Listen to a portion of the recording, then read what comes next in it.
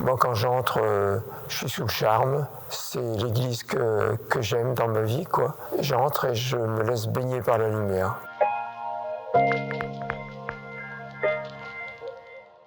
Bonjour, je suis Francis Crépin, je suis guide conférencier à Saint-Quentin et je suis le secrétaire de l'association des Amis de la Basilique. Nous sommes vraiment dans le monument le plus grand et le plus haut de la ville, la basilique de Saint-Quentin, qui a vraiment des dimensions de cathédrale.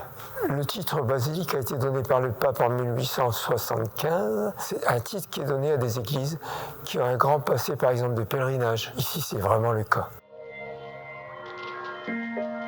Ce chevet a une grande particularité, c'est qu'il est construit sur un plan très particulier, ce qu'on appelle le plan radioconcentrique, entièrement construit sur un rythme circulaire, aussi bien au niveau du déambulatoire que des chapelles. C'est unique, ça fait une magnifique demi-rose. On peut participer à une des visites des parties hautes organisées par la direction du patrimoine. Du dessus, on découvre le plan très particulier de ce chevet.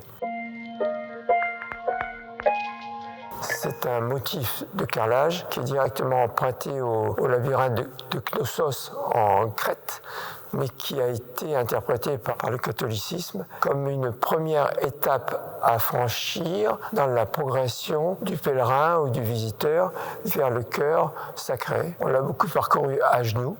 C'est 260 mètres d'élongation. Il est le seul avec celui de Chartres authentique à rester en France. Parcourir le labyrinthe, c'était équivalent à faire un pèlerinage jusqu'à Jérusalem en micro-pèlerinage. On l'appelle la lieue de Jérusalem. On a deux grandes verrières du XVIe siècle, et dont le vitrail Sainte-Barbe de 1533, qui est une œuvre magistrale d'un maître verrier qui s'appelait Mathieu Bléville, représente la vie et surtout le martyre de Sainte-Barbe, qui est la patronne des gens du feu, les pompiers et les artificiers. Voilà. Les visiteurs, lorsqu'ils entrent ici, en général, ils sont ébahis des dimensions. Ce sont les mêmes dimensions que Notre-Dame de Paris.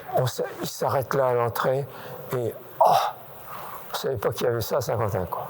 Il faut passer le porche, il faut entrer et découvrir tous ces joyaux et ces dimensions. De l'extérieur, on ne peut pas se rendre compte.